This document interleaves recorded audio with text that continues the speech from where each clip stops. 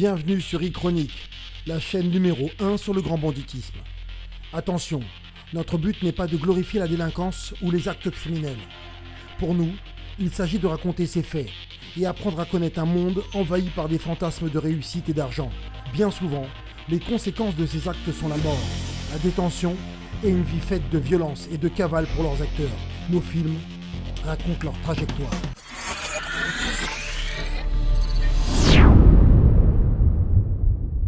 Selon vous, quels sont les quartiers les plus chauds de France? Ces endroits où les embrouilles, l'apparition de clans et les guerres de territoire sont monnaie courante. Des quartiers où les petites affaires, les différends et les règlements de compte font partie du quotidien. Sous l'apparence de rues animées, se cachent des histoires compliquées, des problèmes socio-économiques et parfois une bataille acharnée pour survivre. Ces zones ne sont pas simplement des quartiers, mais des lieux où on peut y voir la pauvreté ou encore naître des légendes du grand banditisme. Des zones où s'installe la précarité sociale, mais où on y rêve aussi de grandeur et de richesse, et peu importe la manière. De l'insécurité à la création de réseaux puissants et soudés, un coup d'œil sur ces quartiers où il vaut mieux connaître quelqu'un avant de s'y balader seul. Attention, ce classement a été réalisé en fonction des différentes affaires et éléments que nous avons collectés. Cela résulte d'une enquête que nous avons menée, mais si votre avis diverge, n'hésitez pas à nous le faire savoir en commentaire.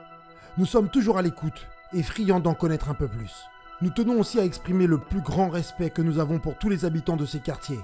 Souvent associés au banditisme, la réalité est bien plus complexe que les clichés médiatiques ne le laissent entendre. Une fusillade a eu lieu ici, dans un quartier du nord de la ville portuaire, où 8 impacts de balles ont été retrouvés et un message clair a été laissé sur la porte de l'immeuble visé, D de Diff, voleur, mort.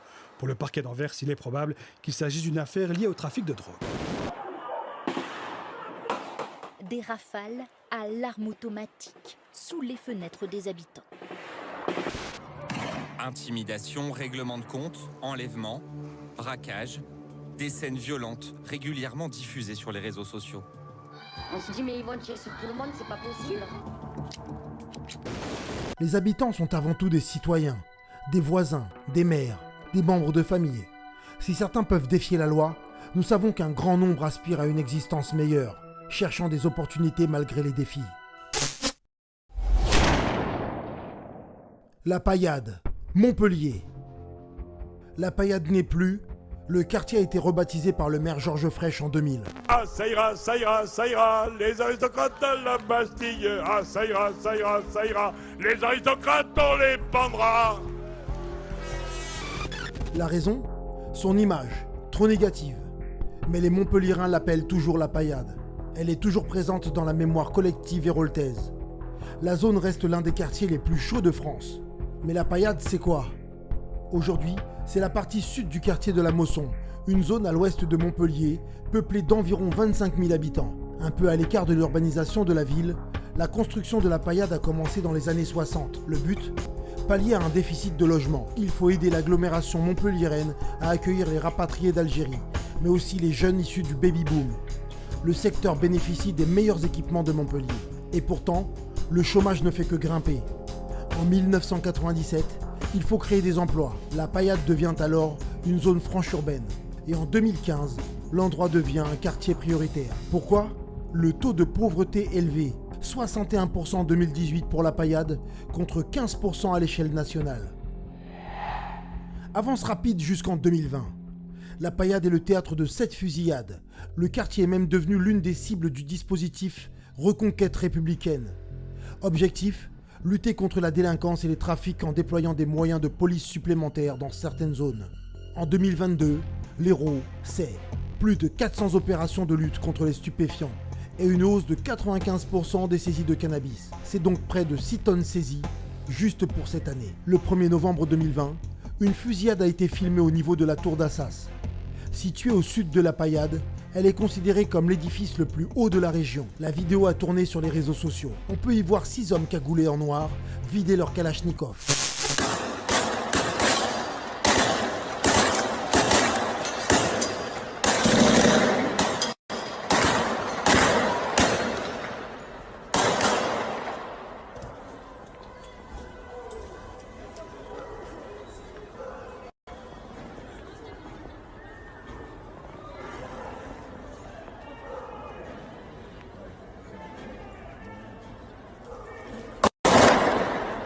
Il semblerait de nouveau que ce soit deux bandes rivales qui se disputent le territoire. Conséquence, une personne touchée à 3 reprises au pied et à la main. Plus récemment encore, plusieurs coups de feu éclatent à 22h dans la Paillade. Mon Dieu, ça tire à Saint-Paul. Oh punaise, Leicester. Ya Rabbi Salama. Moi, je veux rentrer chez moi. Miada, c'est quoi, on va fermer. Sur le parking du centre commercial Saint-Paul, des inconnus habillés tout en noir et armés jusqu'aux dents tirent avec des fusils automatiques et des fusils à pompe. Il semblerait que des personnes devant le centre commercial étaient visées par le commando qui se déplaçait en voiture. Le parking est connu pour être un QG de revendeurs. Nul doute pour les enquêteurs, c'est un règlement de compte entre trafiquants ou entre réseaux concurrents qui se disputent le territoire. Heureusement, aucun mort n'est à déplorer. Les auteurs sont actuellement encore en fuite et ils sont activement recherchés par la police.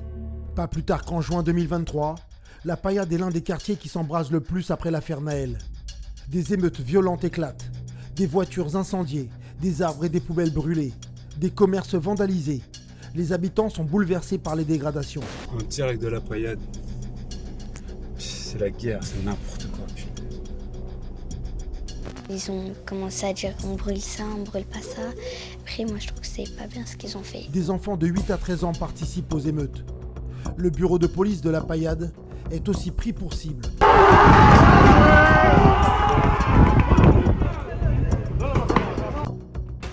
Une situation inquiétante pour le quartier.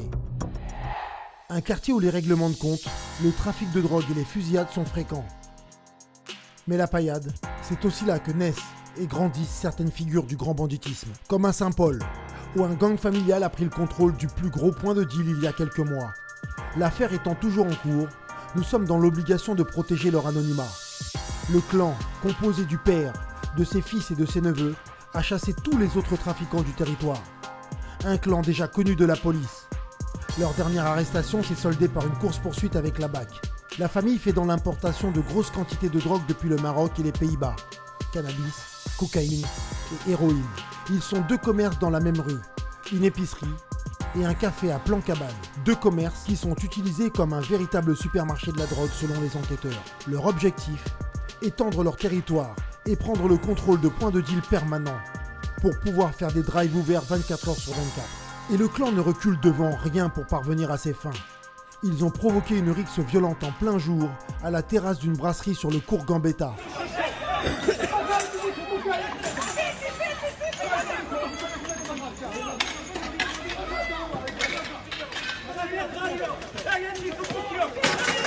Une bagarre qui a fini en coup de machette. D'ailleurs, le point de deal de la Paillade est toujours le sujet de vives tensions. Avec un chiffre d'affaires journalier estimé à une vingtaine de milliers d'euros, tout le monde veut récupérer ce marché juteux. Dans un appartement de la cité des Marelles, la police a fait une perquisition fructueuse le 30 mai 2022. Sur les murs du salon, de la cuisine et même de la salle de bain, ils découvrent plusieurs écrans qui montrent tous le même endroit. Le point de deal de la cité, filmé en permanence par des caméras de surveillance. La police a aussi mis la main sur un fusil mitrailleur, 6 Rolex et 20 000 euros en liquide. Mais qui est derrière ce trafic ? 8 personnes ont été mises en examen, mais le gang est contrôlé par 4 personnes de la même famille. Nous la surnommerons la famille M. Qui sont-ils ? Le père, qui est à la tête du clan, est un caïd connu par la police pour des affaires liées au trafic de drogue. Il est actuellement en prison. Le fils de 19 ans, qui est à la tête du réseau en l'absence du patriarche. 2 oncles, et surtout la figure emblématique du gang, la grand-mère Madalton, comme les policiers l'ont surnommée.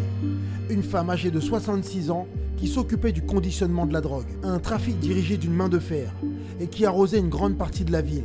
Le 14 juin 2022, après une nouvelle perquisition, les agents de police ont encore mis la main sur 2 kilos de cocaïne. Au total, le procureur de la République a annoncé avoir saisi 106 kilos de cannabis, estimé à 1 100 000 euros, et 700 grammes de cocaïne, soit 40 000 euros. Un chiffre d'affaires estimé à 39 000 euros par jour. Le clan était très bien organisé. Pour livrer la marchandise, ils avaient mis en place un système de mini go fast, un convoi composé de 4 voitures volées avec un éclaireur qui ouvre la marche. Et la Paillade va sûrement voir encore plus de clans, d'équipes et de figures du trafic naître. Beaucoup de Marseillais exportent maintenant leur trafic à Montpellier.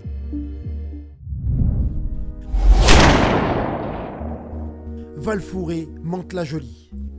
Mantes-la-Jolie, département des Yvelines, 78, en Île-de-France. Ville située à 50 km à l'ouest de Paris. C'est cette municipalité qui abrite l'un des plus grands quartiers prioritaires de France, le Val-Fouré. Le Val-Fouré, c'est plus de 21 000 habitants et 6 100 habitations. À l'origine, c'est une extension de la ville pour répondre à une forte demande de logement, mais avec des équipements publics insuffisants et un quartier excentré et mal connecté au centre-ville, les problèmes sociaux et d'urbanisme ne tardent pas à faire leur apparition. Il suffira d'y rajouter une crise qui surviendra dans les années 70. Nous entrons dans cette vaste zone d'habitation par le quartier récemment occupé, le Val-Fouré, dont les travaux ont été lancés en 1963. La vie y a déjà pris naissance.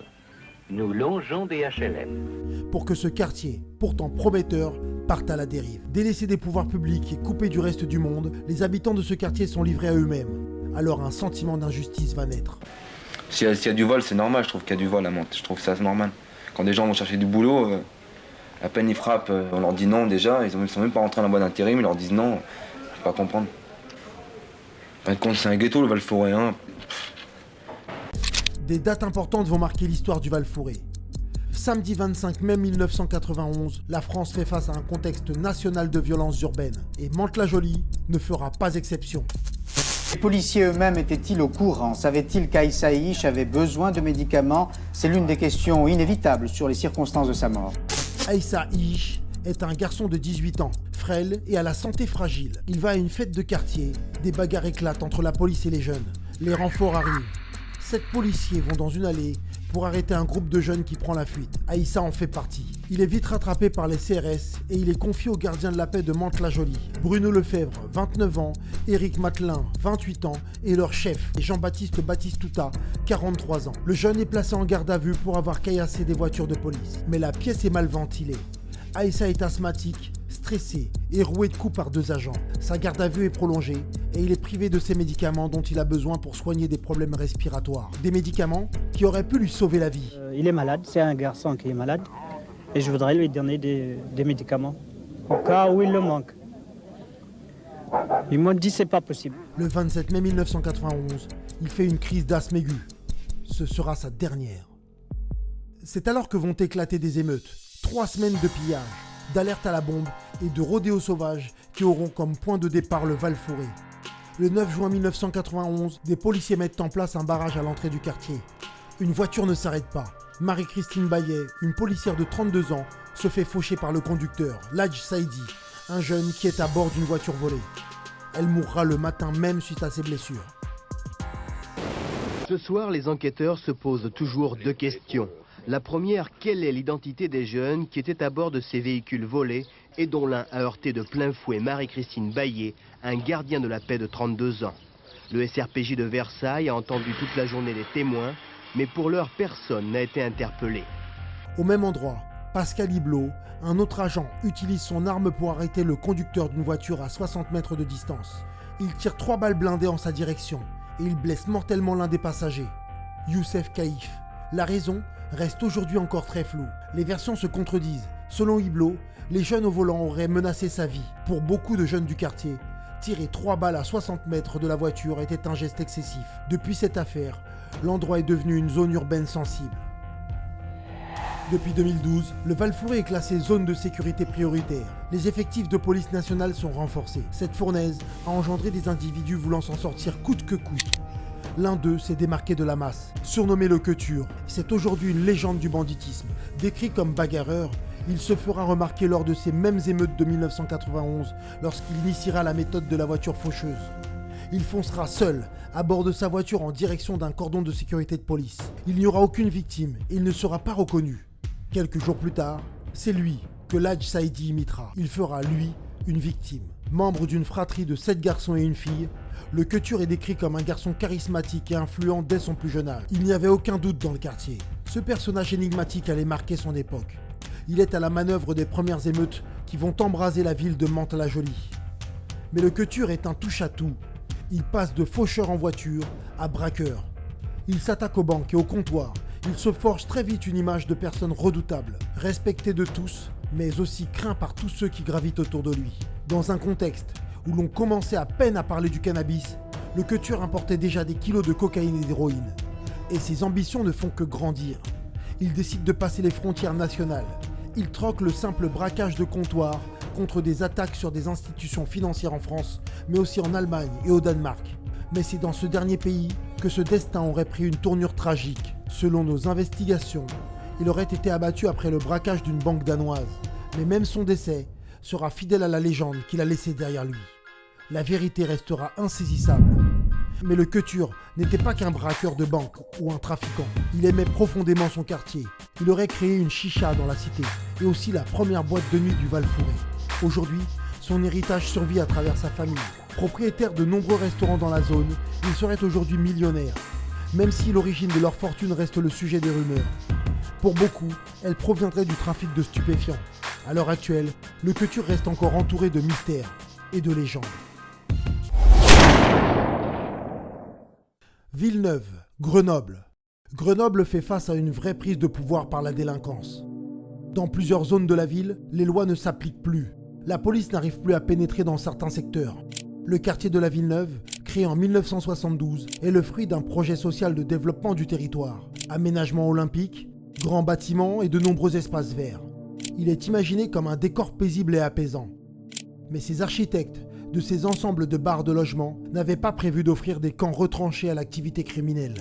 L'espace aménagé pour qu'il y ait plus de circulation de voitures et plus d'accessibilité aux piétons n'avait pas été conçu pour ralentir les opérations de police. La multiplication des coursives, des escaliers et des réseaux de caves n'avait pas non plus été prévue pour donner un avantage concurrentiel aux résidents lors des courses-poursuites engagées avec les forces de l'ordre. Comment pouvait-il savoir que les cours intérieures, les impasses et les ronds-points allaient ensuite permettre la multiplication des guet-apens ? Chômage et violence sociale ont transformé une idée de paradis en un vrai terrain du crime, trafic de drogue, économie souterraine et de guerre de territoire. La Villeneuve est considérée comme une zone de sécurité prioritaire. Les équipes sont de plus en plus nombreuses, organisées et armées. Depuis 1975, c'est plus de 150 règlements de compte à Grenoble et 90 personnes assassinées ou disparues. La police municipale est démunie. Elle ne peut plus rentrer dans les 2/3 de la ville. La raison ? Contrairement aux jeunes des quartiers, elle n'est pas armée. Peu à peu, avec la création des grands ensembles et d'une banlieue dans les années 60, la communauté maghrébine commence à s'installer à Grenoble. Et le trafic de cannabis sera au cœur de toutes les confrontations. Villeneuve va voir arriver de nouvelles équipes, de nouveaux clans et de nouvelles figures. Lamri Anachi, dit Omar, c'est meurtre en bande organisée, trafic de cocaïne et d'héroïne, pose d'explosifs, plusieurs années d'emprisonnement et une interdiction de séjour en Isère et dans la Drôme pendant 5 ans. Un lourd passé criminel qui n'est pas inconnu de la police. Mais fin de parcours pour lui en août 2023. Il est tué par balle dans le quartier du village olympique. Sans doute un règlement de compte selon les enquêteurs. Mais l'histoire de cet homme ne s'arrête pas là. Après son assassinat, c'est sa compagne qui est visée en octobre.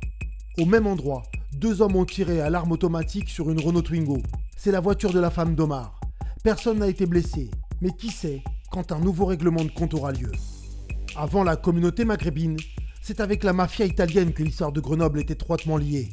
Dès la fin de la Première Guerre mondiale, les familles des régions du Piémont, de Lombardie ou des Pouilles viennent s'installer à Grenoble. Une intégration violente, ils se heurtent au milieu local tenu par les Corses. Au milieu des années 1950, l'immigration italienne, qui avait déjà commencé sous Mussolini, s'accélère. Les Siciliens débarquent dans la ville, et très vite, les Italiens finissent par prendre le dessus, après la mort d'un parrain corse, Mathieu Mattei. Le grand banditisme devient alors organisé et structuré. Raquettes, règlements de compte, prostitution, braquage, les affaires marchent bien. Une situation qui permet aux futures légendes du grand banditisme de créer leur histoire. Et qui dit légende du grand banditisme, dit Robert Maldera. C'est une figure historique du milieu italo-grenoblois des années 80-90. Considéré comme le parrain de Grenoble, Robert Maldera et son frère Jean-Pierre ont fait la une des faits divers pendant des années. Il fera la loi sur l'ensemble de Grenoble durant des décennies. Il commence sa carrière jeune, à 17 ans. Il est déjà proxénète. Les prostituées sous sa coupe ne tarderont pas à porter plainte contre lui pour les violences dont elles sont victimes. C'est comme ça qu'il va accumuler les condamnations pour association de malfaiteurs, proxénétisme aggravé et raquettes dans les années 1980. À 22 ans, il est déjà considéré comme l'un des personnages les plus redoutés de la pègre grenobloise. Raquettes, fausses cartes bancaires, menaces, Meurtre, il est au cœur de nombreuses affaires sanglantes et il est bien connu des services de police. Son nom est cité à chaque histoire de règlement de compte. C'est en 1984 que Maldera se fait connaître du grand public. Alors qu'il est en prison, il va se couper l'auriculaire droit et l'envoyer à un juge. C'est sa façon de demander la libération de sa compagne, une prostituée de 22 ans. Il menacera même de se couper les autres doigts, en vain. Le juge ne bronche pas et Maldera ne va pas jusqu'à se sectionner les autres membres. Mais cette anecdote explique bien son surnom, Il Pazzo, le fou en italien. En 2004, il se retrouve encore une fois au cœur d'une affaire d'association de malfaiteurs, d'extorsion de fonds en bande organisée, de proxénétisme et de blanchiment d'argent. L'histoire part d'une plainte. La gérante d'un bar grenoblois informe la police qu'elle subit des pressions. Elle n'a pas payé au vrai propriétaire de l'établissement ce qu'elle devait lui donner. Elle donne un nom, Robert Maldera. Le nom est connu de tous les policiers grenoblois. Le juge qui récupère le dossier décide d'aller plus loin que cette plainte. Il lance une commission rogatoire très large. Il veut fouiller dans toutes les activités du clan Maldera. Les enquêteurs se mettent sur le dossier pendant des années et ils parviennent à mettre en examen 22 personnes. Parmi elles, 15 seront mis en détention. Au cours de l'enquête, ils saisissent des armes, de la cocaïne et des machines à sous. Pour les agents, c'est le jackpot. Ils sont sûrs d'avoir fait tomber les patrons du milieu. Les chefs d'accusation sont nombreux. Association de malfaiteurs, blanchiment d'argent, extorsion de fonds, proxénétisme en bande organisée. Mais l'avocat des Maldera trouvera un vice de procédure qui fera tomber l'affaire entière. Encore une fois, le parrain de Grenoble s'en sort. Il en profite pour partir au Maroc, mais il reviendra dans sa ville gérer ses affaires en 2014. Le 26 septembre 2015, il quitte son domicile pour se rendre à un rendez-vous. Il ne donnera plus jamais signe de vie. Sa voiture sera retrouvée 2 mois plus tard, toujours garée dans la banlieue de Grenoble. Les conditions de sa disparition restent floues. Pour beaucoup, Maldera serait tombé dans un guet-apens. Le mystère reste entier. Mais que ce soit pour l'ancienne génération ou la nouvelle, qui est maintenant fortement implantée à Villeneuve, une chose ne change pas. Nombreux sont ceux qui veulent marquer l'histoire du grand banditisme à Grenoble et acquérir la renommée de leurs aînés d'origine italienne. La Grande Borne, Grigny. Grigny est une ville symbole des banlieues. C'est dans cette commune de l'Essonne, 91, située à 20 km au sud de Paris, qu'on peut tomber sur le quartier de la Grande Borne. Une cité bâtie pour reloger les habitants du 13e arrondissement de la capitale, pendant le projet de suppression des bidonvilles de Paris en 1967.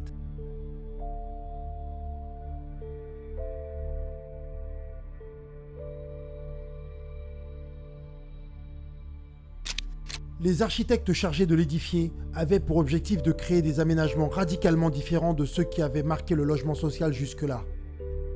Ils veulent créer un espace voué à l'art, à la détente et aux enfants. Mais la cité est trop loin de Paris, ce qui l'empêche de trouver des candidats à la location. Ce sont donc les familles issues de l'immigration qui emménagent finalement à la Grande Borne. Les architectes vont volontairement isoler le quartier du reste du monde pour en faire un havre de paix. Un havre de paix qui s'avérera être pour le commerce de substances illicites. Un point stratégique et cloisonné. 3 axes routiers entourent la cité et forment un triangle autour d'elle. Elle est interdite à la circulation en voiture. Tous les chemins sont conçus pour les piétons. Les frontières qui l'entourent permettent de remarquer toute intrusion extérieure. Une aubaine pour les guetteurs. La police nationale est aussi obligée de patrouiller à pied. Les places intérieures qui se terminent en impasse sont propices aux guet-apens. Et là encore, les espaces ouverts entre les immeubles fournissent des échappatoires quand on se fait poursuivre. Aujourd'hui, la Grande Borne accueille une population de 13 000 habitants, en grande partie fragilisée et précarisée. Elle est classée quartier prioritaire parmi les plus sensibles du pays. Une zone célèbre pour ses clans, ses équipes, mais surtout pour les actes criminels posés par certains de ses résidents. Octobre 2016, après plus de 30 affaires de carjacking, on installe une caméra de surveillance sur le carrefour du Fournil. C'est là que 4 policiers se font violemment attaquer par 19 hommes cagoulés et leurs 2 voitures sont brûlées. 2 agents sont gravement blessés et l'un d'eux reste plusieurs jours dans le coma. Alors tout simplement, après les attaques de caméras qu'on a eues depuis quelques semaines, notamment le week-end dernier, on avait 2 véhicules qui étaient positionnés en statique et ces 2 véhicules qui étaient équipés de 2 personnes, de 2 gardiens de la paix, dont un ADS dans chaque véhicule, ont été attaqués par une quinzaine d'individus vers 15h cet après-midi. Après cet événement, la police renforce sa présence sur le terrain et multiplie les missions de sécurisation dans le quartier. Des missions au cours desquelles ils finissent par saisir l'équivalent de 19 000 € de stupéfiants. Ouvrez la porte! Police! Ouvrez la porte! Cela ne surprendra personne de savoir que le trafic de stupéfiants est déjà bien implanté à la Grande Borne. Dans ce quartier, même monsieur tout-le-monde en apparence peut se retrouver mêlé à des affaires surprenantes. En septembre 2023, après un an d'enquête, la PJ d'Evry a démantelé un trafic d'armes redoutable, un réseau qui fournissait toute la région. Vous pouvez retrouver la R15, le calibre 12 en France, ça tourne vraiment pas mal. Glock aussi, Glock ça tourne pas mal. Le coupable, un homme a priori au-dessus de tout soupçon. Par souci d'anonymat et pour le respect de la personne, nous l'appellerons Boris. La quarantaine, une enfance en région parisienne, des études sérieuses et aucun problème avec la police. Mais une passion pour les armes à feu, qu'il hérite de ses origines d'Europe de l'Est. L'artisan a transformé plus de 200 répliques en véritables armes, vendues chacune plus de 1 000 €. La Grande Borne a aussi été le berceau d'équipes et de groupes criminels redoutables.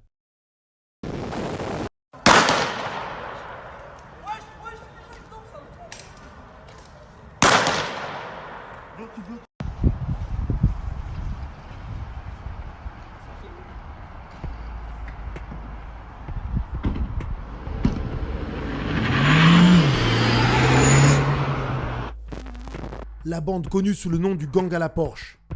Le gang à la Porsche, c'est une quinzaine de braquages, dont des vols à main armée et des vols avec violence en moins d'1 an. Un groupe déterminé, composé de 5 membres actifs, âgés de 20 à 23 ans. Ils ont grandi dans la cité de la Grande Borne avant de gravir les échelons du grand banditisme. Dans les années 2000, le gang enchaîne les braquages. Ils ne sont pas inconnus des services de police. Ce nom vient des forces de l'ordre. La raison ? Ils ont attaqué le centre commercial d'Evry 2 le 14 mars 2000 en pulvérisant les accès du centre avec une Porsche. Ils ont ouvert le feu dans les couloirs bondés après avoir braqué une bijouterie. Une entrée fracassante qui a résonné dans l'histoire du grand banditisme. On leur attribue aussi des braquages ultra-violents, notamment celui de Darty, de Morsan-sur-Orge, ville située à 4 km de Grigny. L'équipe n'a peur de rien. Ils sont prêts à tout pour parvenir à leur fin. Ils ont blessé à coups de crosse un employé pendant le vol du magasin. Mais le gang a mis la clé sous la porte quand la brigade de sûreté urbaine les a interceptés après l'attaque de 2 bijouteries du centre commercial Vélizy 2. Une arrestation non sans difficulté. Dans leur échappée, le gang à la Porsche a tiré au fusil à pompe vers une patrouille du commissariat de Vélizy. Aujourd'hui, la Grande Borne est toujours considérée comme l'une des zones les plus sensibles de France. Une poudrière où une étincelle suffit pour lancer des affrontements avec les forces de l'ordre. Et pour finir, voici le quartier numéro 1 de notre top 5 iconique des zones les plus criminelles de France. Quartier Nord, Marseille. Vous vous en doutiez peut-être, mais en première place on retrouve les quartiers nord de Marseille. Marseille et son port sont une étape incontournable des routes mondiales du cannabis. Dans la deuxième ville de France, trafic de drogue, gangs et règlements de compte sont monnaie courante.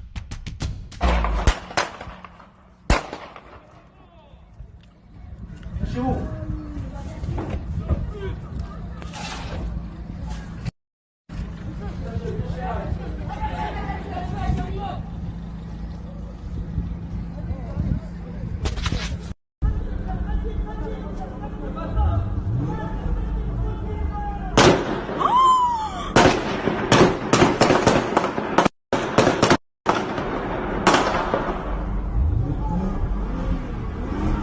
Mais les quartiers nord sont probablement les plus célèbres par leur dangerosité.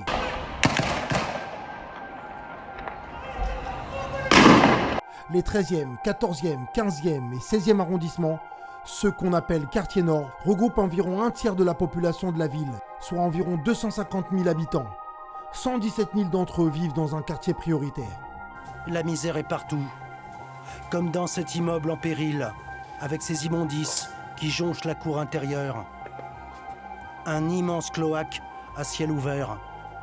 En montant les escaliers, un habitant nous répond « Il a cadenassé sa porte par crainte des cambriolages, car ici, l'insécurité est partout. » Pourquoi les quartiers nord sont dans cette situation? Tout commence après la Seconde Guerre mondiale. Le centre-ville a été bombardé et il faut reloger ses habitants au nord de Marseille. Mais il faut aussi trouver des habitations pour les milliers d'immigrés venus reconstruire la France. En 1955, le maire de Marseille annonce un grand plan d'urbanisme. Des milliers de logements vont être construits. Le projet est alléchant sur le papier, mais les difficultés vont vite pointer le bout de leur nez. Les grands ensembles vont être bâtis dans l'urgence, et il faudra bientôt accueillir les rapatriés d'Algérie en 1960.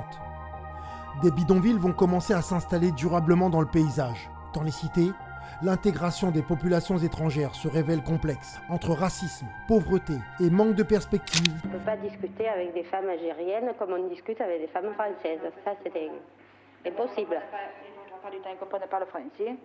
Et quand vous leur parlez, ils ne comprennent rien. Leur expliquer comment vivent les Français ou...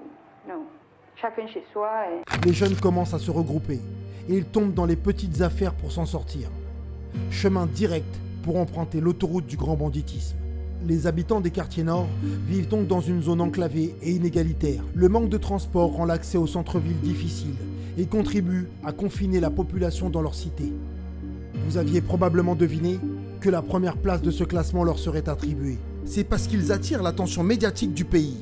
Des dizaines de morts sont comptabilisés chaque année dans des règlements de compte entre les clans qui se disputent le contrôle du marché. À la Castellane, jusqu'à 4 réseaux sont entrés en conflit dans le quartier. Les balles de Kalachnikov pleuvent. Elles servent à éliminer un rival ou à l'intimider. Les jeunes sont attirés par le trafic de drogue, un espoir pour eux de devenir riches et de gravir rapidement les échelons, en commençant d'abord en tant que guetteurs. Beaucoup d'appelés pour peu d'élus. La plupart d'entre eux ne s'enrichiront jamais vraiment. La place des petites mains dans le réseau est très précaire. Beaucoup s'endettent et se retrouvent à travailler gratuitement. Ils vivent dans la peur, ils craignent les représailles, le passage à tabac, la torture ou encore l'exécution. Mais certains se font une place au soleil et réussissent à devenir des légendes du grand banditisme. Karim Hara, dit Rantanplan, est l'un d'entre eux. Karim Hara, c'est trafic de cannabis, règlement de compte, 7 homicides volontaires en bande organisée. Ce baron de la drogue de 34 ans a commencé au bas de l'échelle, comme tous les autres, et son surnom, il le tient de ses débuts dans le business. Selon les enquêteurs, il avait l'air servile. C'est pour ça qu'on l'appelle Rantanplan, comme le chien de Lucky Luke. Mais Karim a su montrer des dents, et il est maintenant son propre maître. Il a fini par quitter Marseille pour s'installer à Dubaï, le refuge de beaucoup de grosses têtes de la cité phocéenne. C'est à l'aéroport de Casablanca qu'il a fini par se faire interpeller en novembre 2021. Il est impliqué dans au moins 4 dossiers d'homicide volontaire, une série d'assassinats en bande organisée. Il va sans dire que Rantanplan est très attendu par la justice française. Et les quartiers nord ont abrité beaucoup de criminels célèbres. On peut citer des figures du trafic comme Christopher Aouni et des parrains de la drogue comme Mehdi Remania. Mais nous développerons cela dans un prochain numéro. C'était le top 5 iconique des quartiers les plus chauds de France. Des secteurs complexes qui subissent parfois l'insécurité et la précarité, mais qui voient aussi naître de grandes ambitions et des légendes du grand banditisme. N'oubliez pas de laisser un pouce si vous avez aimé cette vidéo. Et pour ne pas passer à côté de nouvelles histoires, abonnez-vous et activez la cloche. À très vite.